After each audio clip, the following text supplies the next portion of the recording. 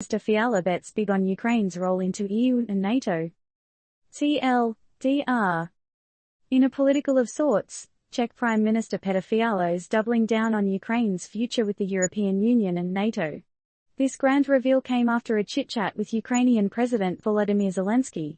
But the question we need to ask is, are we ready for a world where Ukraine turns NATO member and EU citizen, given the existing tension with Russia? Story. In a world where political boundaries seem more like chalk lines on a playground, the stakes are getting real. Ukrainian President Volodymyr Zelensky, always the jet-setter, made a pit stop in Prague on Thursday, his journey guarded by Czech Air Force jets like an exclusive VIP. This high-profile meet between Zelensky and Czech Prime Minister Fiala was all about Ukraine's future game plan. The buzz is that Ukraine is angling for an invitation to NATO's party, with the official invite hopefully into the summit in Vilnius next week. Let's not forget though, Ukraine's chums in NATO are a bit split over this. Some want to fast-track Ukraine into NATO's inner circle, while others are raising an eyebrow, worrying that this might push NATO uncomfortably close to a tiff with Russia. And Russia, they aren't just sitting on the sidelines munching popcorn. Remember that time they invaded Ukraine? Oh yeah, that was only 500 days ago. So, could this potential NATO move be adding fuel to an already smoldering fire?